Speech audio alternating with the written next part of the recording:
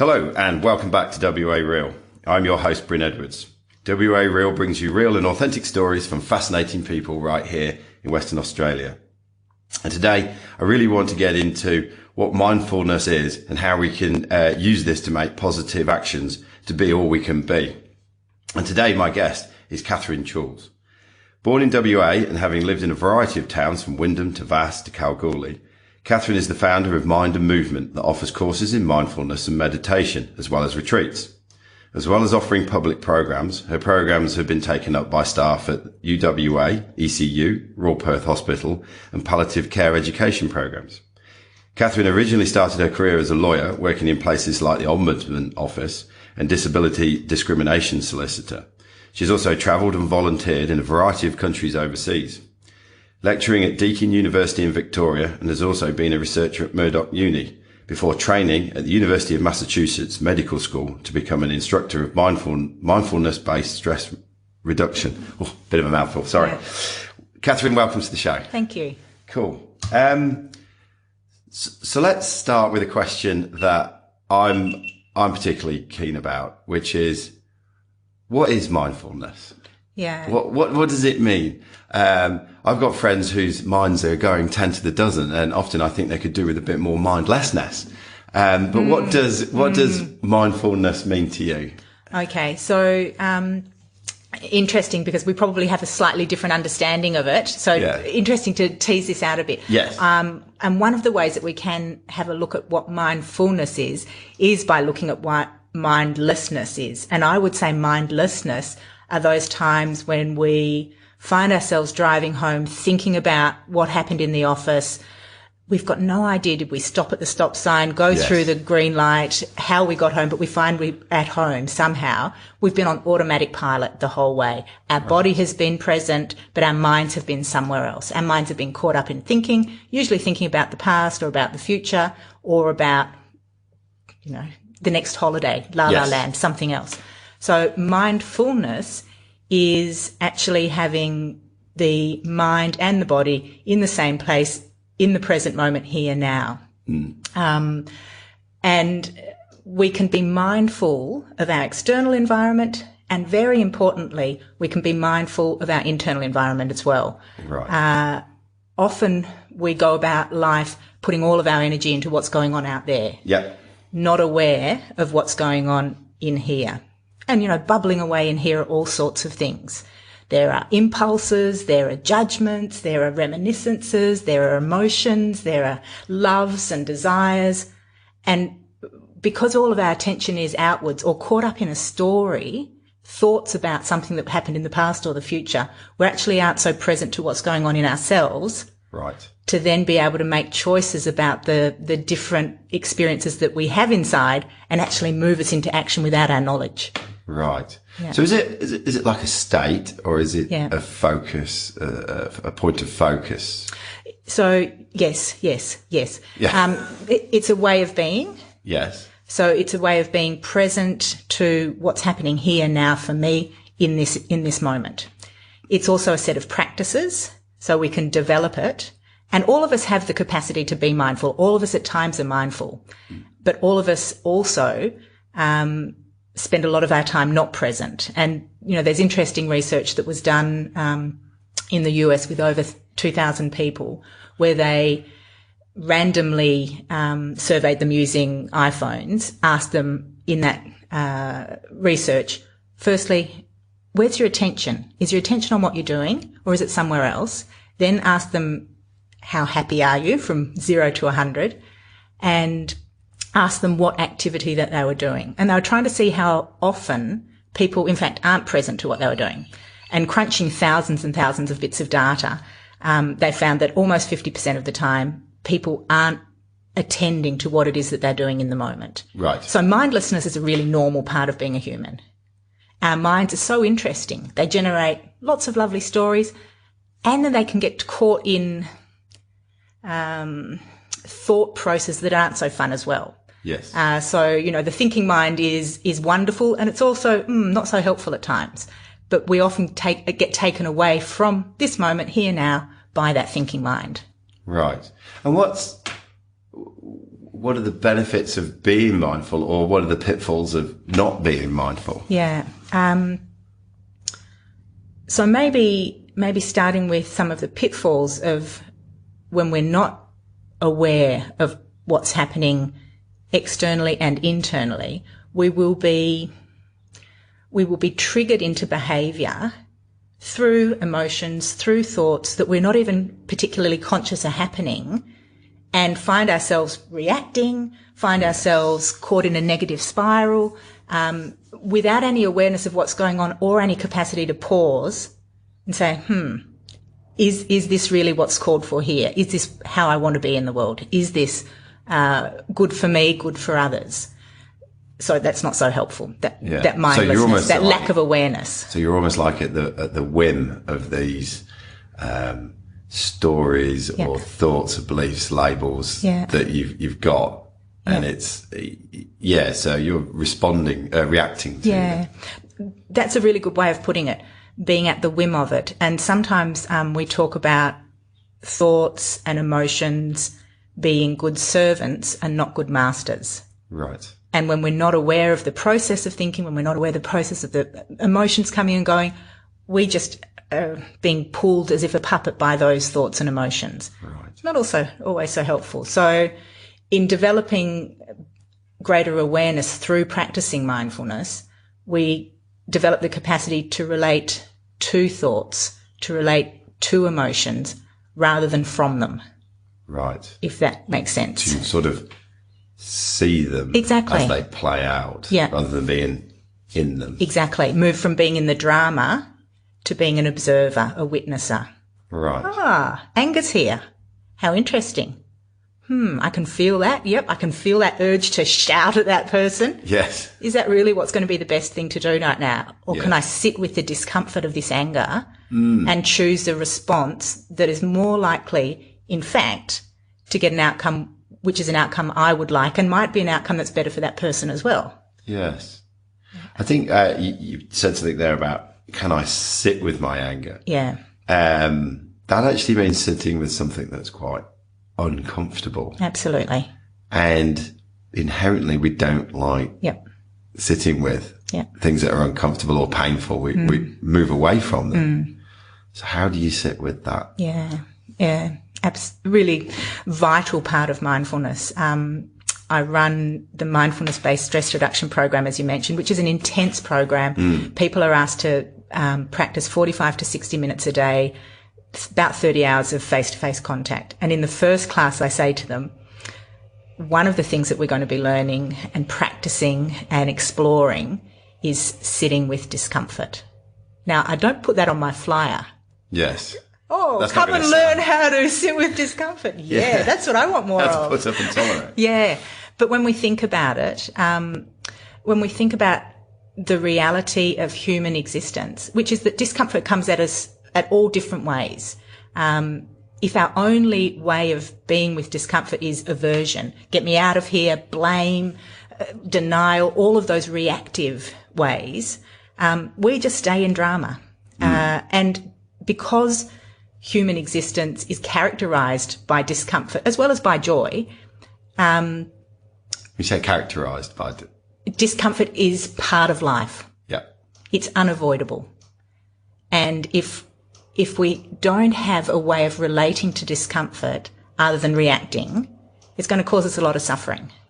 If we can see discomfort, notice what happens, accept that discomfort is going to be part of, this moment, allow it to come, allow it to go, without it pulling the strings of our reactive biology. If we're able to sit with it, not only are we going to experience less of the stress response, less of the reactivity, we're going to be a person who is useful in the storm. You know, you think about who you would like to be with when the shit's hitting the fan, pardon my French. Yeah. You don't want to be with the people who are running away from discomfort. Yeah. You want to be with the people who can say, this is unpleasant. Yes. I can be here, peaceful, calm, feeling the stress. But resourceful as well. And not needing to run away from it. Yes. Yeah, resourceful. Good way of putting it. Yeah. Super. I sometimes find that when you do sit with uncomfortable things, that often that just behind them there's some great learning and almost releases a lot of energy from that. So it's almost like at times discomfort is almost like the packaging of something really great, but you have to get through that nasty packaging to get into it. Yeah. And what might lie behind it might not feel great, but needs attending to in some way, shape or form, and will stay there until we actually attend to it. Yes. So, we've all had lives where we've been hurt, we've developed capacities to get on and cope that have been about pushing stuff down. And so that's sitting there, pushed down. And the discomfort and the capacity to be with discomfort enables us to release some of those things that are sitting there pulling our levers at times as well. Yes. There's a source of great psychic energy. Yeah. Almost. Yeah. So there's obviously a big focus for you and you're obviously passionate about it and you've turned it into where did your journey with mindfulness come from and how have you got to this point where you've it's not only your focus, but it's now your business as well. So can you tell us a bit about the journey to this point? The first time I meditated was my mum took me 27, something like that years ago to the meditation that was led by the Buddhist monks at the Armidale Community Health Service. I can't remember exactly where it was in my life's journey. At that time, I was going through a relationship breakdown. Right. I don't know if it was in the middle of that or after that, and she thought it would be good for me. Did she meditate herself? Well, I suspect that she only did for the purpose of taking me along. And now and for, ever since then pretty much, she said, I can't meditate, I just fall asleep. So she really got me into it. And initially, so for the first 10 or so years, I was a meditator who used it as a coping mechanism. So things are going a bit rocky. I'll go back and do a bit more meditation. Yeah. Things are going fine. Nah, don't need to. Oh, right. So for the first 10 or so years, I was more off the cushion than on the cushion. What do you mean by off the cushion? Not doing it. Right. Yeah. So not meditating. Very irregular. And then... As a reactive thing almost. Yeah. As a coping mechanism. Yes. And then I started doing it a little bit more consistently and could see the benefits of it in my life, just in terms of, the ways I was able to engage with the things that previously would get me riled up, reactive, unhappy. Buzzing. Yeah. And mentally as well. I was working in that time in areas to do with social justice and have a really strong commitment to the world being a fairer place and how can I be in that? And so, the world's full of injustice. So how do I engage with the world and not get bent out of shape and still do play a part in that work as well? Yeah. So I found it really helped me to be able to engage with that kind of work and my reactivity more easily. So time went on. I just became bigger and bigger and bigger. About 10 years ago or so, about 13 years ago, I did my first silent retreat, and that was a wonderful experience. Is that going the deeper? 10-day? So that one was a 7-day. There are a number of different ones around. So that's 7 days, not talking to anybody. Yeah. Yeah. Just meditating. Yeah. And it's a teacher-led process. So there is a teacher there and they give talks in the evening and they might lead some meditations, but mostly it's you doing sitting meditation, walking meditation, sitting meditation, walking meditation, but self-guided. Not interacting with anybody else. No. That's right. That's right. Yeah. And, it's a fascinating process to be with your own mind for that period of time and have the laboratory of the self that structure enables, to be able to be there and observing the nuances of the mind, the desires that arise, the boredom, the irritation that get me out of here, that, oh, this is wonderful, you know, so just you went all through of the full range. gambit of emotions in that. Yeah. And that's here in Western Australia. So the first one I did was in Thailand, but I regularly go up to retreats in Serpentine. There's a major, great meditation centre and retreat centre run by the Buddhist Society of Western Australia, but they run retreats there themselves, and they enable other teachers to come and run retreats there as well. Yeah. So I sit every year 7 or 9 day silent retreats as part of my commitment to working in this space. Right.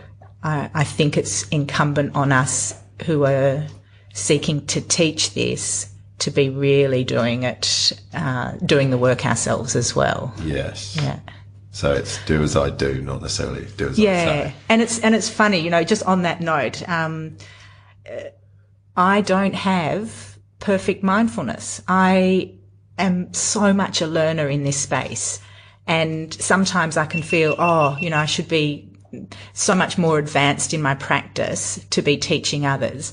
And then I have this, it might be just to reassure myself, you know, thinking about the maths teachers, and the best maths teachers, they say, are the ones that don't get it initially, that actually find it difficult and have to struggle with the problems. The people who immediately get the maths answers haven't understood what the students will be dealing with. So yes, they haven't been through the process of working it out. So I sort of see myself as, I'm that terrible maths student who becomes a good maths teacher, I hope. Excellent. Yeah. So you've been meditating for 10 years, using it as a coping mechanism to the sort of work that you're doing with you know, social justice and personal issues coming up and down. And then you've almost gone from doing it sort of some days, every day, most days for a while, and then bang, 7 days.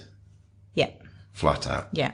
And then what happened after that? I probably almost had a daily practice before I did that. And then pretty much since then, it's been a daily practice and the commitment to doing at least annual retreats. I've done a month retreat in Nepal, at a Tibetan monastery, which was a fascinating experience.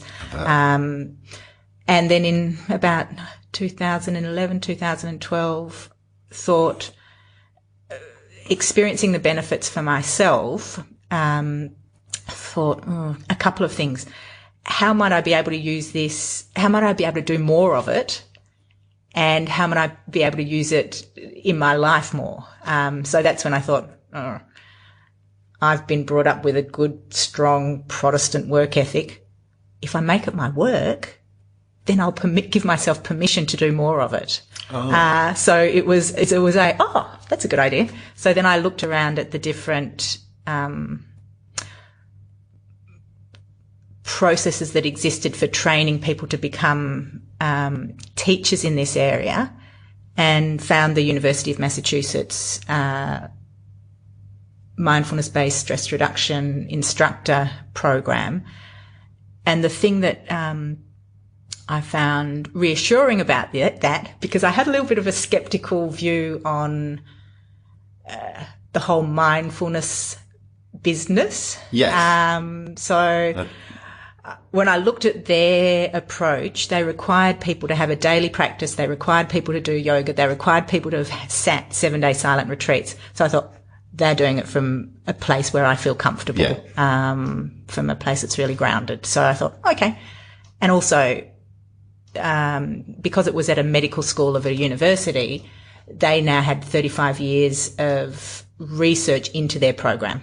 Everybody, tens of thousands of people gone through their program, all pre and post tested. So how did you test for mindfulness? So they tested lots of different things. So that program, but I can come back to that question. Yeah. I'm sort of answering it around the corner. Okay, for sure. Their program started at the medical school initially for people who'd been through the medical system with chronic health conditions, and the medical model now didn't have that much to offer. Incredibly stressful process. So they were looking for ways to support the people going through this health system who've now got to the end of what was able to be given to them. one of the directors of the medical school, a guy called John Kabat-Zinn, had been a long-term meditator, and he saw it having a role for patients. And so he developed this program, told the other directors of the medical school, just send me your 2 hard basket cases. Initially, people coming in had, 12 years of chronic condition, chronic pain, cancer, HIV, all sorts of things. And so what the tests that they were doing initially, the pre and post tests, were around quality of life, stress, physical symptoms. So it was more about well-being than measuring mindfulness. Right. But since then, because it's become something that is being very seriously researched now, a number of scales have developed. So they're psychometric scales, questionnaires. Do you find your mind wandering all the time? Do you, so it's about the aspects of mindfulness and self-report measures. And there's a whole heap of critique of how we measure mindfulness as well in the literature. It's not a straightforward process. No, I can't imagine it being, because it's quite a subjective experience. Yeah. And interestingly, if you've never paused and sat with your mind, you might have a sense that you're very mindful. And actually, initially, one of the things that happens when you pause and turn inwards and start paying attention to how this mind works, you think, oh, wow, it's all over the shop. So you might have higher confidence. Exactly. Higher confidence initially, that the more you practice you do, the more you think, oh, wow, how about that? This human mind is amazing, crazy, all over the place. Yeah. Super. So how long you went and did the course? How long was that for? So they have 3 face-to-face modules, and I did all 3 of them in 2013. And then there's a process of accreditation, which takes a number of years. So I did all of the training in 2013 and sent over my portfolio of information. So I have to video classes, I have to do essays, I have to do various things. Sent that all over in February this year and got the certification in July this year. Awesome. So, 4-year process for me. Yeah, so that's a big commitment. Yes. So what did you go through in terms of, obviously you have this lawyer background and, often we think of lawyers charging in 7 minutes increments and they get paid well, et cetera, et cetera. So you've got this, solid, almost career. And then there's this other thing, that you want to do. What were the sort of stories you were telling yourself? How did you convince yourself to actually, or is this thing I want to do? Or maybe not. But then there's a house to pay for and or stuff like that. How did you manage that sort of transition and what was going on there? I think the biggest challenge for me was projecting onto the world views about meditation, views about mindfulness as it being all woo-woo. So I felt some insecurity around being perceived in that way. So that was something that played on my mind. How are people going to think of me? Is this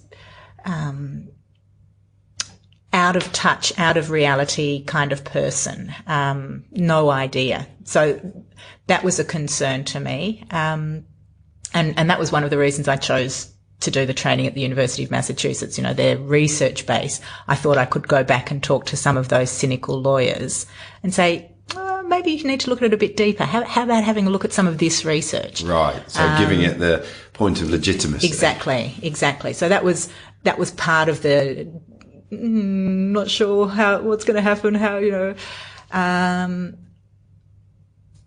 I'm lucky in many senses, but one of the senses that I'm lucky in is that I've never had a need to have lots of stuff. I was brought up in a family where we were not at all encouraged to be acquisitive, get stuff, see ourselves in terms of what we had. And I feel that is a real gift. So I buy my clothes from the op shop. I, do things that I lived quite cheaply. So I knew that, I was able to live in a way that doesn't require a lot of funding. I can make choices around that aren't difficult for me, that might be difficult for other people who have had a different sort of upbringing, a bit different sense of identity. I also am in a relationship with a wonderful man who supported my choice. He's not particularly interested in mindfulness, but he sees the benefit of it for me and for others. So he didn't dissuade me from it. He supported me doing it. And to do the training, I used some money that my grandfather had left me when he died. So, there were a number of things that came together at that time that enabled me to do it. It would have been a much harder decision if I didn't have all of those factors present in my life. I wouldn't have been able to make that choice. Right. I don't think. If any one of them wasn't there.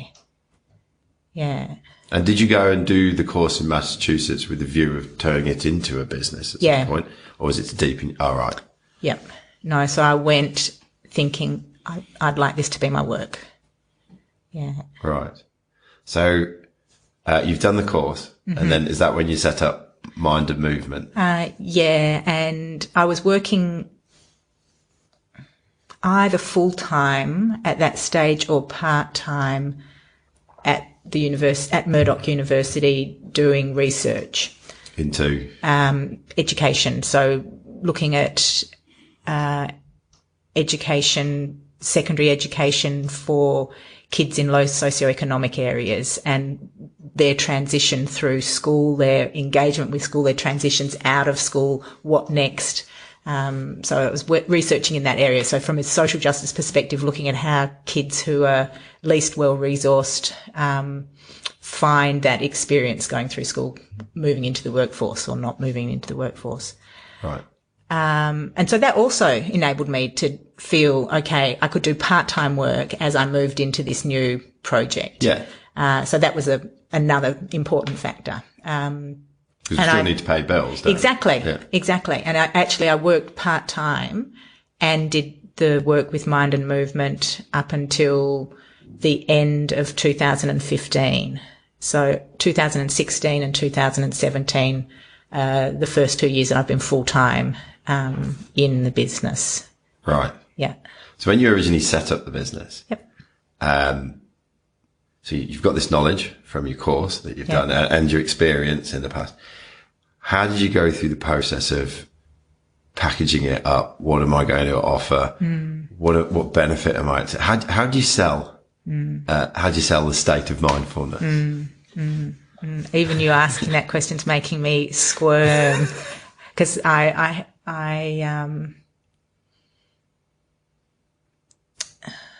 Why is it making you squirm? I have discomfort around the idea of selling mindfulness and and recognizing the pressure in a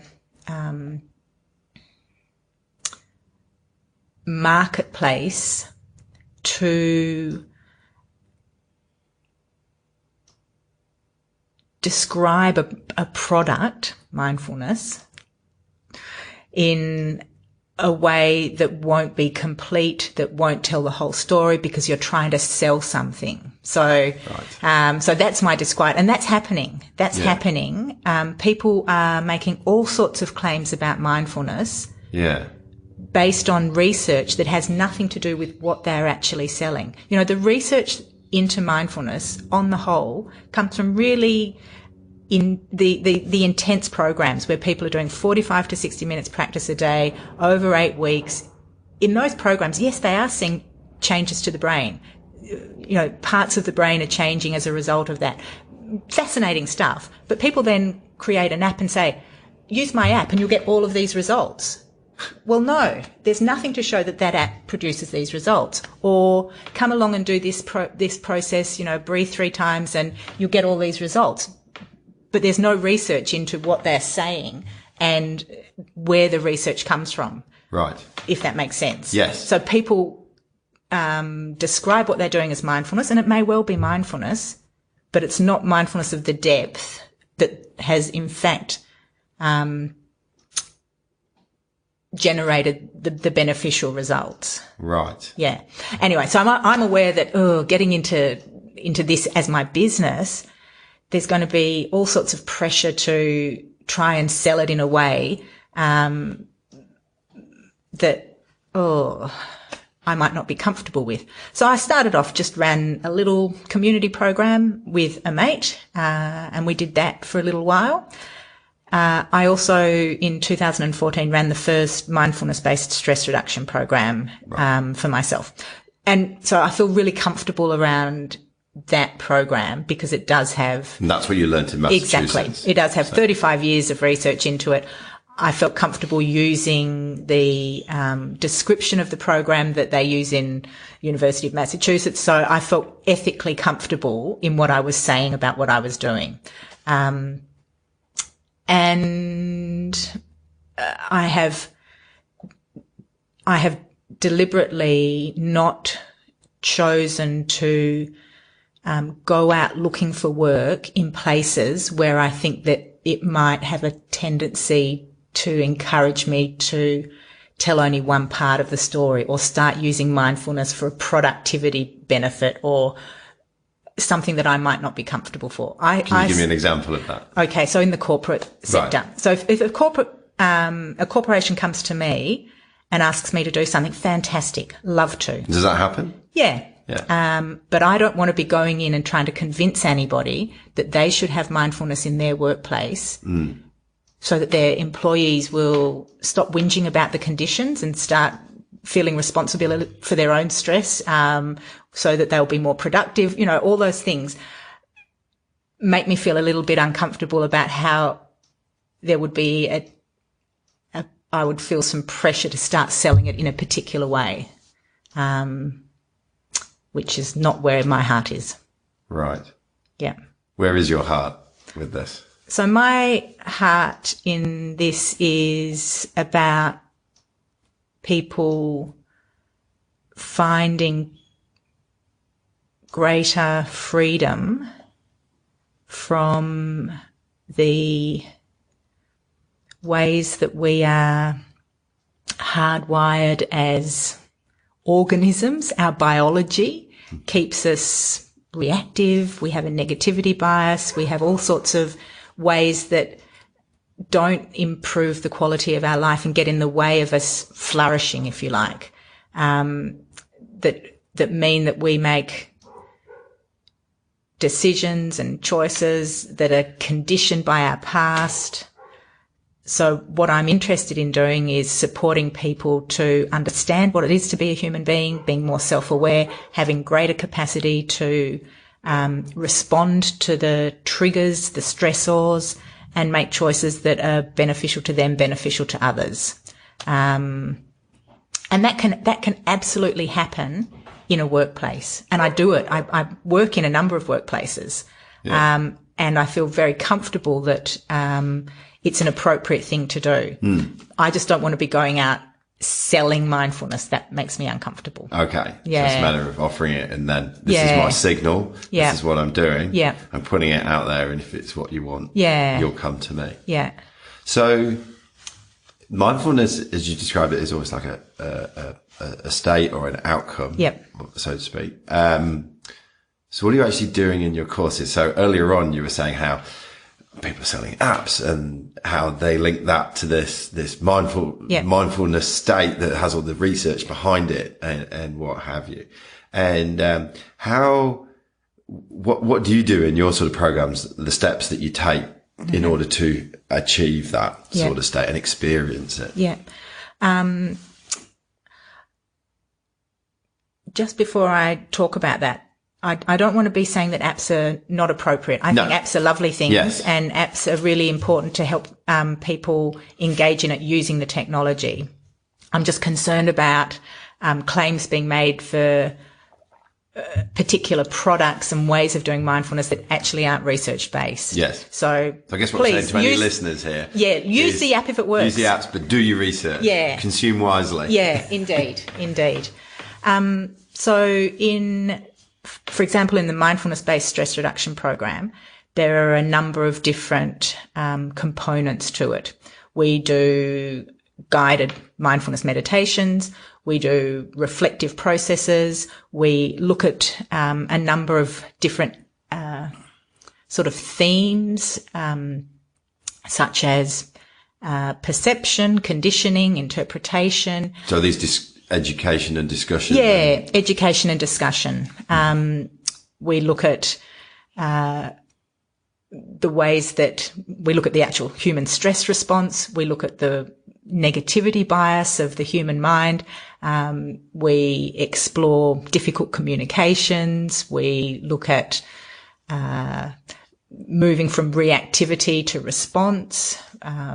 We include both formal mindfulness meditation, which is a key way of learning and cultivating mindfulness. I was going to say, yes, is meditation the tool that gets us to it? Yeah, one of the tools. Yeah. And one of the forms of meditation. Yes. Because there are a number of forms of meditation. Not all of them are mindfulness meditation. Right. So some forms of meditation take us away from the present moment.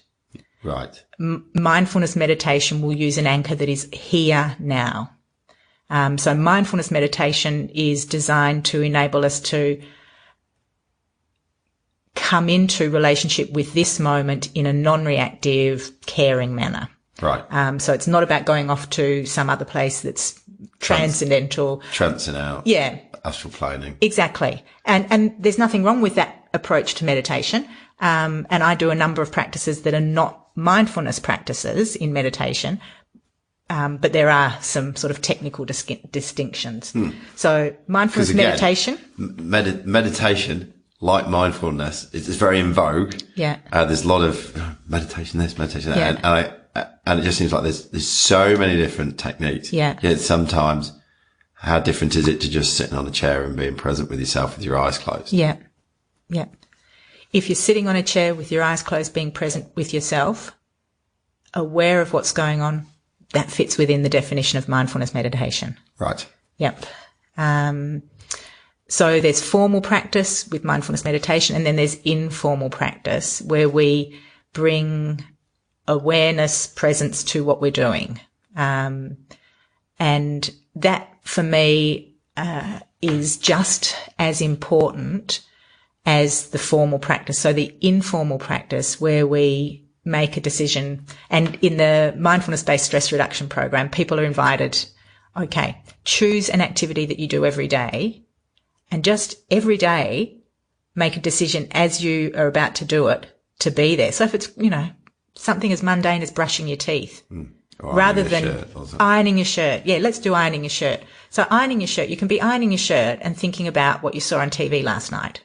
Or you can be ironing your shirt and feeling the weight of the iron in the hand, feeling, smoothing, feeling the touch of the hand on the shirt as you smooth it, observing the angles, being present to the experience. Or you can be caught up in thought about something else. And so in the practice of mindfulness, we move our attention away from the thought stream and into the actual experience that we're having right now. And so much of our life, we don't live in that way. And to be able to notice when we are caught in thought and let that go, let the thought go and come back to here, has been shown to have a great psychological benefit. The part of the human brain that is activated when we're in mind wandering, which is known as the default mode network, a series of regions of the brain in the midline, that's more highly active in people with high levels of anxiety, high levels of depression, OCD. So being able to, at will, more or less, move out of mind wandering and into the present moment has a huge benefit in terms of well-being, psychological well-being.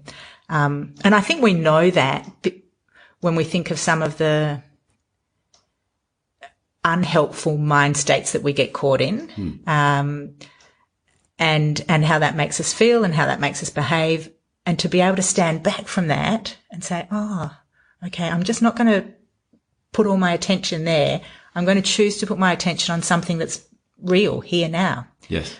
Is a really skillful capacity for our mental health. Because I've heard it said, there is only now. Yeah. There is only the present. Yeah. The past is whatever it was and the future will be whatever it is. Yeah. Yeah. And I guess we can talk about the health benefits and et cetera, et cetera, et cetera. But I just sometimes peel it back and think, well, if I'm not present, then I'm actually missing out on life. If I only spent 30% of my life being present, waking life, then that's 70% wasted. What have I actually done, achieved, enjoyed? Yeah. If I take myself to my last day on this mortal coil, what was I doing in that 70%? Yeah.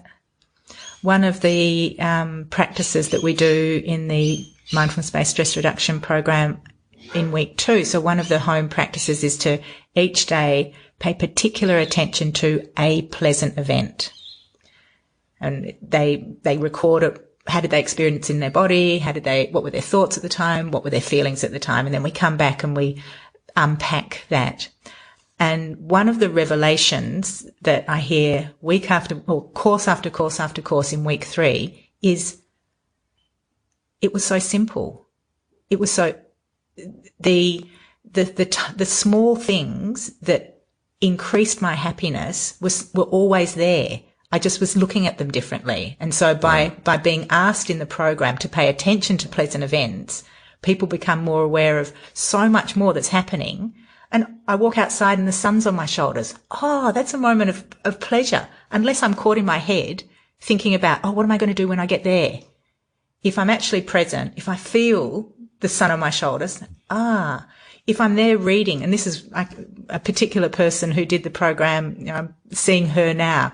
She said, I used to read to my daughter in bed at night, reading the words, but not there. And her relationship with her daughter significantly changed because of her being present as she did that. We can be with somebody and not be there. And we know that when the person we're with isn't there. Yes. And how dissatisfying that is. Yes. So being able to be present is good for us and it's good for the people that we're with. Exactly. Yeah. So, out of the courses that you run, what are you sort of seeing in the people that come to you? What are some of the reasons? Obviously, we talked about it. You're not out there actively selling, but you're putting your signal out there that this is what I do and this is what I offer. And obviously people are coming to you. Yeah. What do you sort of see? Why are people drawn to it? A wide variety of reasons.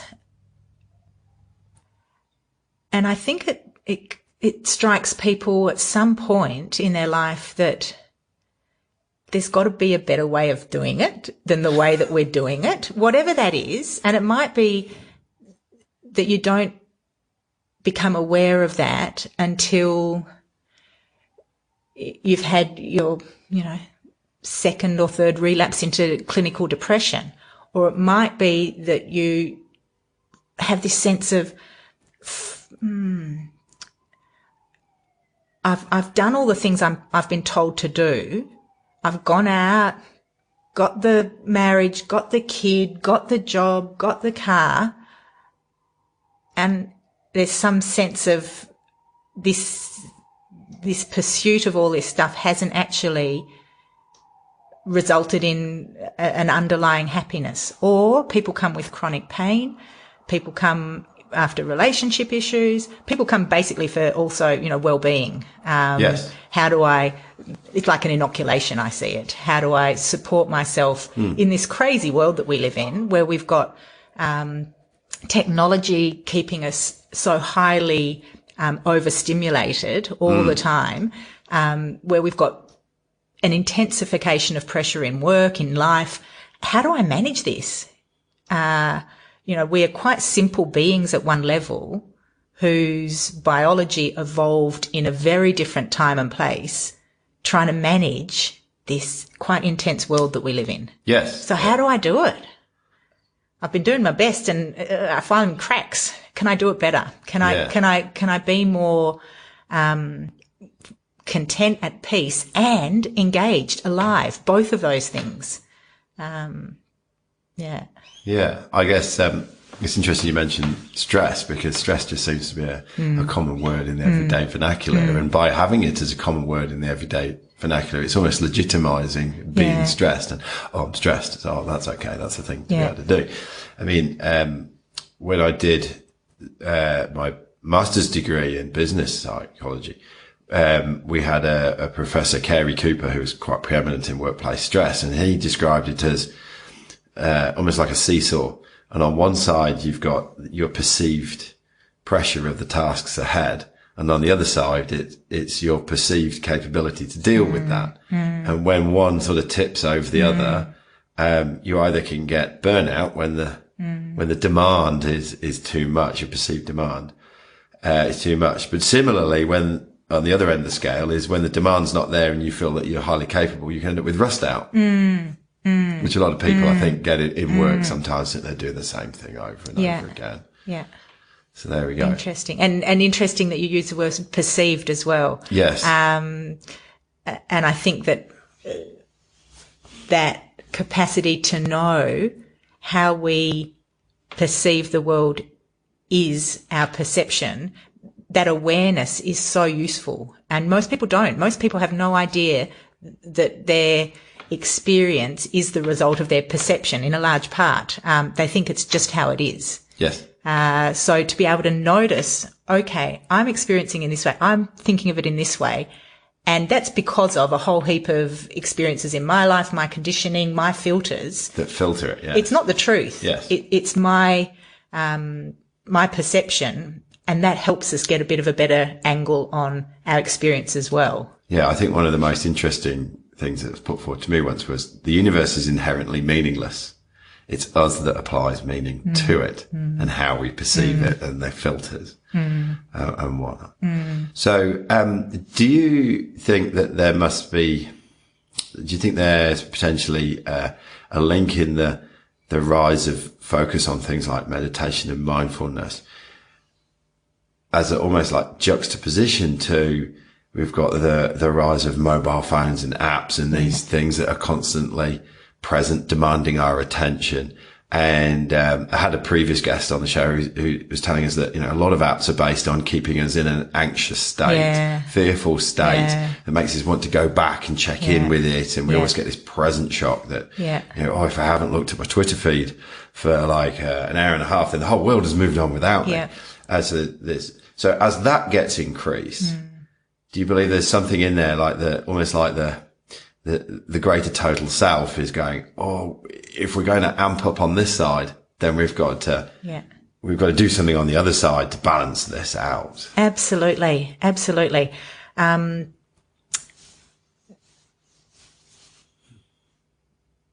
The human organism needs downtime. We need rest. We need experiences where we're not constantly being stimulated. And as you say, the fellow who talked about the apps keep us addicted. Yes. The same part of the brain is lighting up just before we press on the Facebook icon as lights up in the cocaine crack addict. Yes. And I think we know that when we try and take a break from, the social media for a bit. Have a low media diet. Exactly. So I think you're right. I think there are two key reasons why mindfulness has become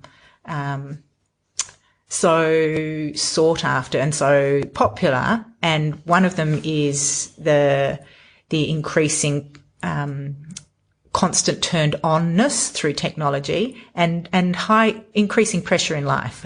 People are expecting to do more both in work and in play time. So I think that's one of the elements. And the other element is the research. I think that if there was no research from very well respected scientific establishments showing that this actually had a benefit, I don't think it would have taken on in the way that it has. So I think it's both of those conditions coming together at the same time, which means people are saying, I need to do something differently to manage this life.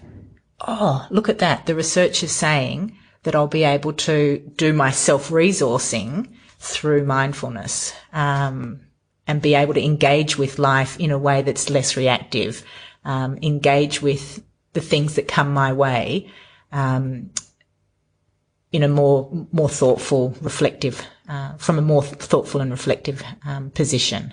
It's interesting that as I listen to you talk there, it's interesting that we should need almost research to convince us that it's a good thing when you know when we do take a step out from our everyday life and say, you know, you go on holiday to a different place, you sit by the pool and not do so much, or you go for a travel and you sit on the bus and just look out the window, or do something like that, and the routines and the patterns and the busyness that I believe that we're often addicted to busyness. Yeah. When they slip to one side, then this fantastic, relaxed, resourceful, creative state comes out, and people can come back. I've had a friend recently that's come back from 2 weeks on Rottnest. And he just said, you know, it's the first time in ages I sat back and chilled out, and all these great ideas and thoughts started to come out. So it's interesting that we should need research, scientific research, to convince us that this is a good thing. Well, we get so many messages that are different, that are the opposite from just pause, sit still for a bit, don't run around. We don't get those kinds of messages. We get messages that are about achieving, striving, getting more, being more. And of course, that's an exciting part of life. We respond to that. Part of our biology is to go out and seek rewards. And so we have so many messages through advertising and other forms of, social, conversation that say, do more. They don't say be more. We don't get many messages that say, there's a real value in pausing. There's a real value in thinking about how you are in the world, thinking how you are with others. It's quite interesting. I think that mindfulness has enabled us to recapture conversations around ways of being, how you are in the world. Dare I say, you know, values and virtues and character and things like that, that in a world that's got faster and faster, more about consumption, less about relationships, those kinds of conversations have dropped quite dramatically. Yes. And I'm hoping that this is a space that enables us to have more of those conversations about what actually makes human beings happy. Yes. It's about relationships. It's about being in a group, belonging, having meaning in life. You know, the research shows that the bling doesn't make us happy. It might for a moment.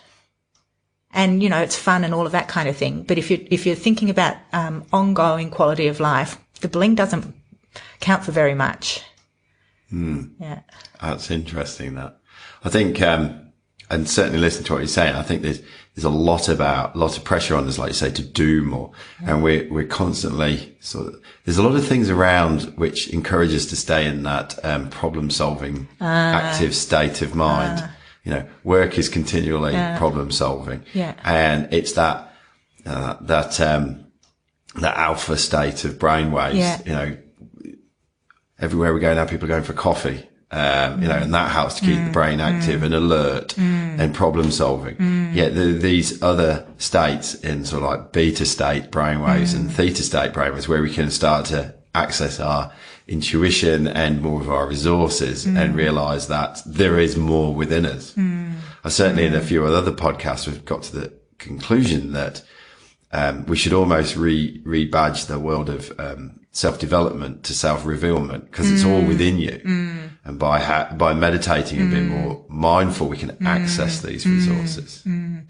It's fascinating you talking about problem solving. One of the things that the current form of mindfulness differentiates is between the doing mode and the being mode. Yeah. And the doing mode is important. But often the doing mode is all that we experience. You know, the striving, the goal, the problem solving, And one of the problems that arises is that we can turn that doing mode on ourselves when we become the problem. And so we can then... How do you mean by we become the problem? So why am I feeling this way? I should be happy. I'm waking up and and so we turn our problem-solving mind on ourselves. And that, in fact, is a recipe for disaster. We check in with where we're at and we know where we want to be, and all we look at is the gap. And so we focus on the gap, and that keeps us in an unhelpful downward spiral, potentially. And so the alternative of actually moving from that doing problem-solving mode when it's about ourselves and just saying, okay, how about this being mode where I'm present, where I know what's going on, where I'm in touch, where my senses are open, where I'm experiencing in this moment fully. Yeah. And I'm happy to sit with comfort and discomfort alike. Yep. Building in that capacity to move with whatever's coming my way, is a useful component, a vital component, for some of the conditions such as anxiety and depression. Those are characterized by the doing mode, the problem-solving mode turned in on itself. And so to be able to have access to a being mode is very useful. I suppose it's giving yourself that permission to have some being time and then doing that actively. I mean, is being sitting and watching a film? No. So what is being? So, and I'm not saying that there's nothing wrong with sitting and watching a film. And we can sit and watch a film and be aware that we're sitting and watching a film, but usually we just get caught up in the buzz of what's going on.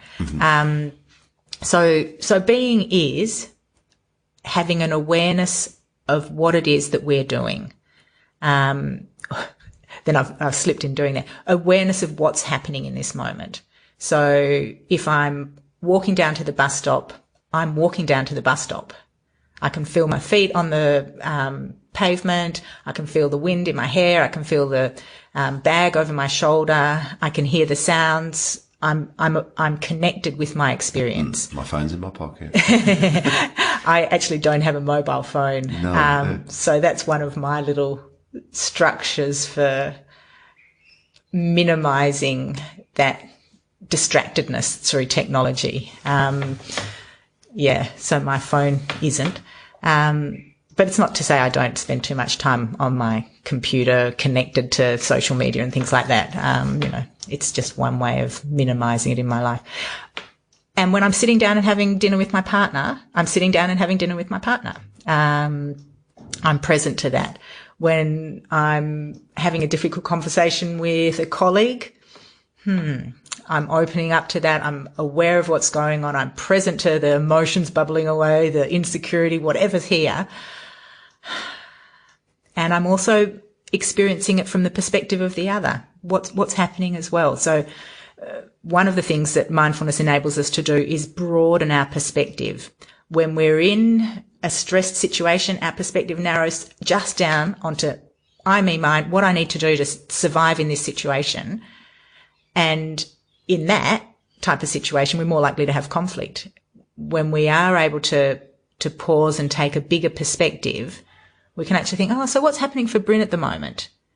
I remember that he said something about, his mum, or whatever. And then remember that, there's stuff going on for him as well.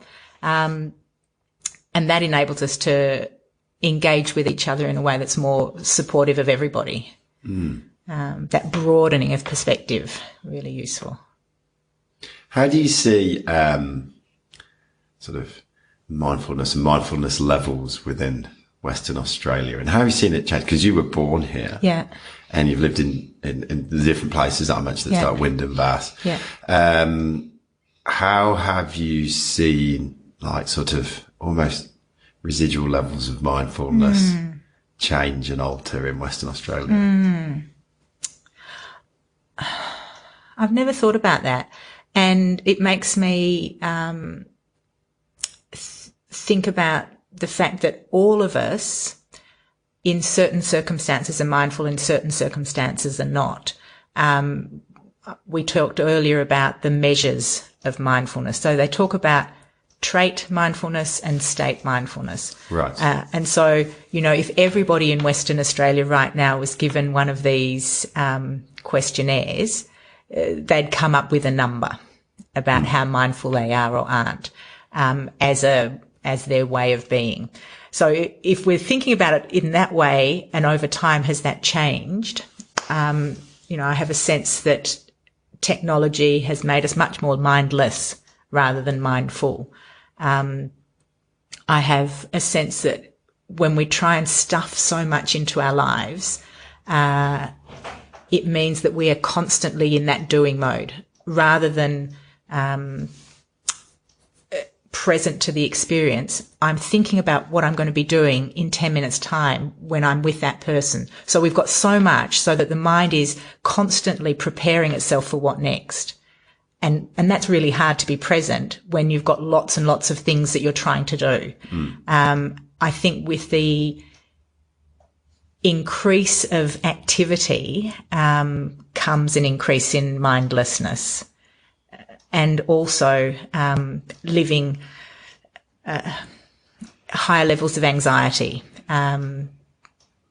because we're not coming down and resting. We're not coming down and pausing. And that will have longer term health issues. Oh, absolutely. If we're firing off the stress response and anxiety response. Yeah. Interesting question, that one. And it just sort of off the cuff, I think that's probably how I see it. Yes. So it's, we're becoming increasingly. So it's almost like we're creating sort of armies of almost zombies, because they're just being go do. Yeah. Interesting. And as you say that, what popped up in my head was, the Romans, give them bread and circuses.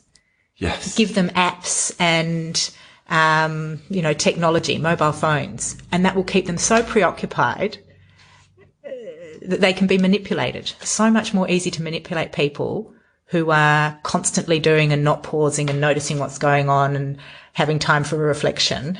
Yes. Yes, because I suppose with apps and things, you can keep people in a state of anxiety and what have you, and you can be sending them messages through media and what have you, and they'll be more susceptible to it and more amenable. It almost sounds conspiratorial. I'm not suggesting it's conspiratorial. No.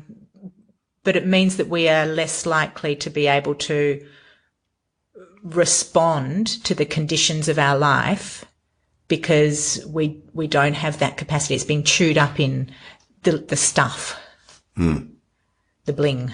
What would you think would happen if we?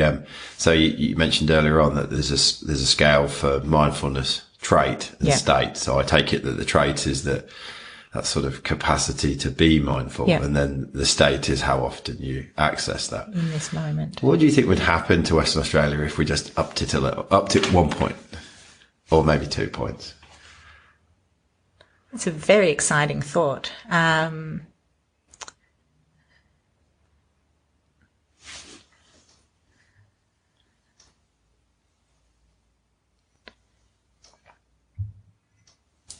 have a sense that much of our doing and our consumption and our unhelpful reactivity would lessen,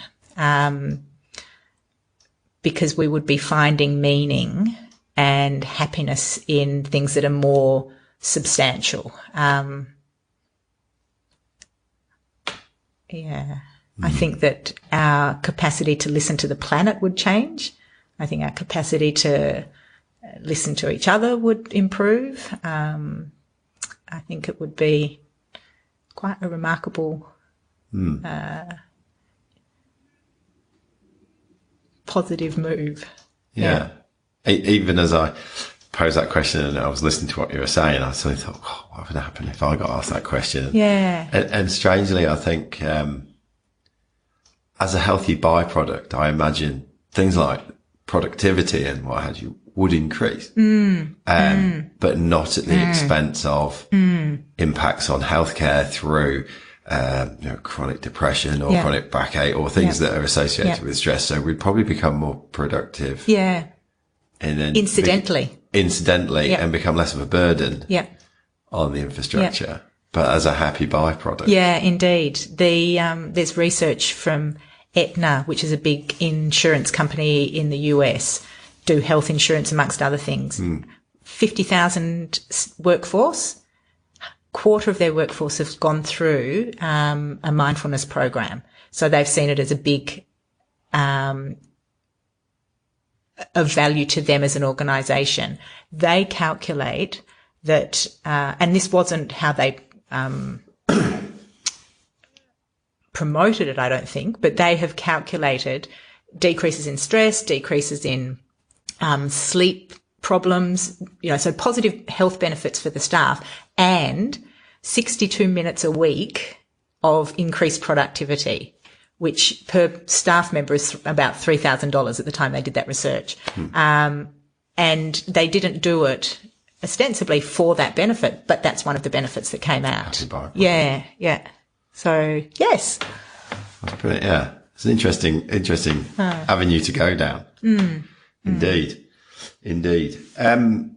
So for you personally, what are your sort of goals over the forthcoming years with Mind and Movement, and for yourself, what does happy, productive, successful, whatever adjective you want to look at, life look like for you as we look forward over the next 3-5 years?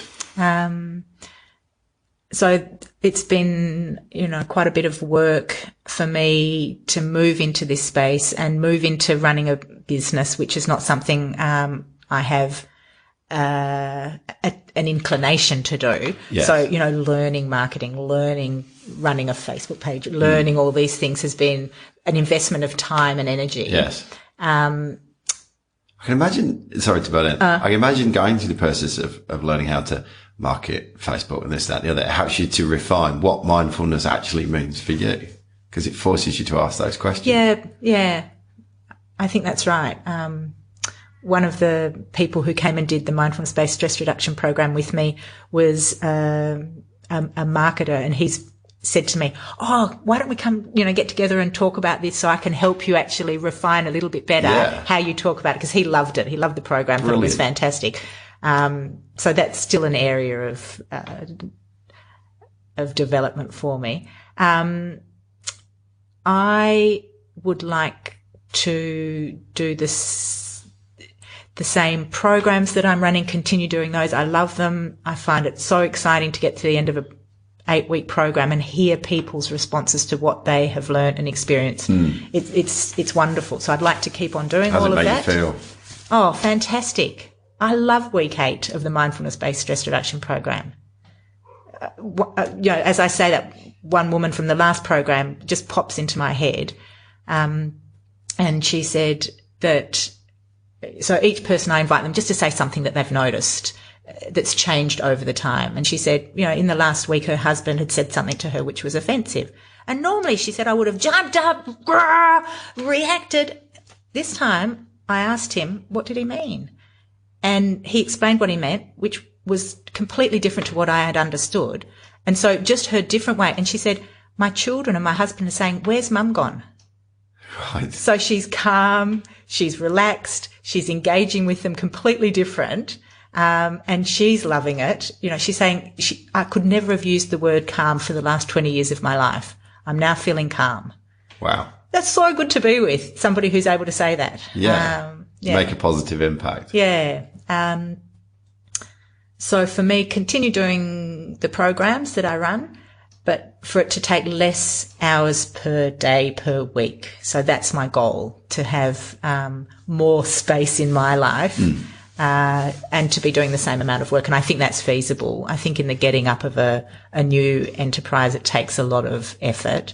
So I'm hoping to be able to continue working at the rate that I'm working in terms of the number of programs that I run and things like that, but it actually taking less of my time. So I don't want to do more. I want to do the same, and I'm hoping that will be less hours per week. Just focus on that. And so I can do more practice myself. Excellent. Yeah. Excellent. Yeah. What's one thing people would be surprised to know about Kathryn, having listened to this? All sorts of things. The first thing that jumped into my mind, so I'll go with that, was that in 1982, I was in the Army Reserves. Wow. What drew you to that? I was a flute player, and I was at uni, and they would pay me to play the flute in the Army Reserve Band. Wow. So I didn't want to be a soldier. No, you just went to play the flute. I wanted to play the flute, and they would pay me to do it. So I would go along every Tuesday night and do rehearsals, and we would do gigs, marching along in my army uniform, playing the flute with the Army Band. Yeah. Awesome. And if you could go back to meet that Kathryn just before your mum took you to that first meditation evening or session, and give her a bit of advice, what would that be? This is going to be really important to you.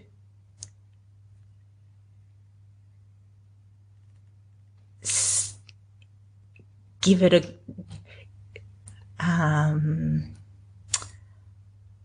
don't wait another 10 years to really integrate it into your life. Embrace it. Yeah.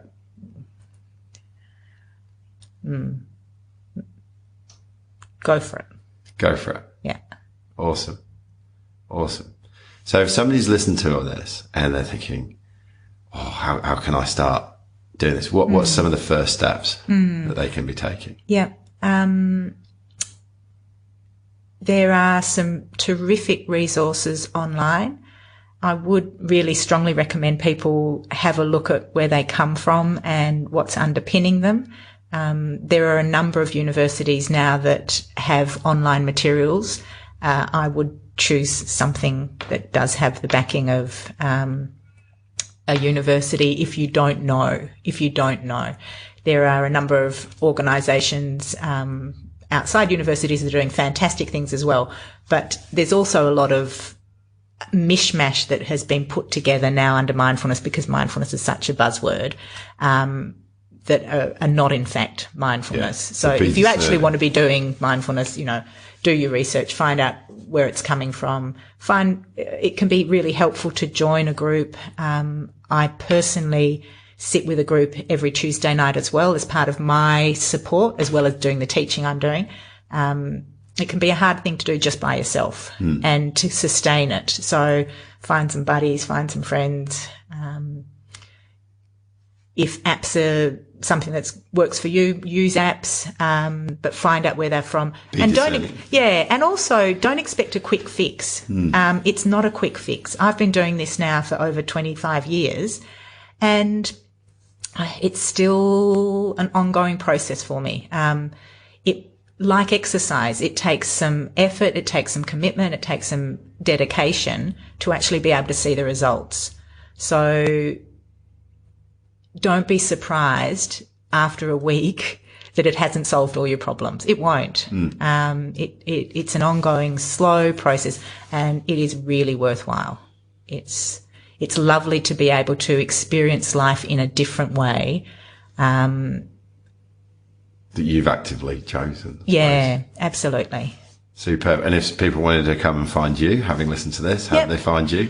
So Mind and Movement, it's probably the best place to have a look at. My website, and my phone number, 9468 9680. This is not a mobile number. No. But yeah, it'd be lovely. And I'm always open to have conversations with people, whether or not they are interested in doing anything with me. In the end, I think this is such an interesting way of supporting people to live lives that are more fulfilling for them, and that they become better contributors to society through this. So I'm up for any conversation around it. Awesome. Love it. Awesome. Kathryn, it's been super talking to you today. It's great to actually have a space where we can have a proper conversation about some of the things which I think everybody deep down knows is not quite right, and how do I go about it, and there's more to life than this, and what are some of the tools, and I seem to be here, there and everywhere. And I think it's great to actually have an open and honest conversation about this. What are the impact of mobile phones and making slightly less mindful decisions. So I've really, really appreciated being able to unpick what mindfulness is, what meditation is, how to move forwards it. And it's been awesome. So thank you very much. My pleasure. It's been lovely for me too. Excellent. Excellent. And I would like to thank the listeners out there that have spent the time to listen to this. I feel absolutely sure that you'll have got tons out of this. And yes, I thank you again for listening in. So thank you. Take Kathryn. care.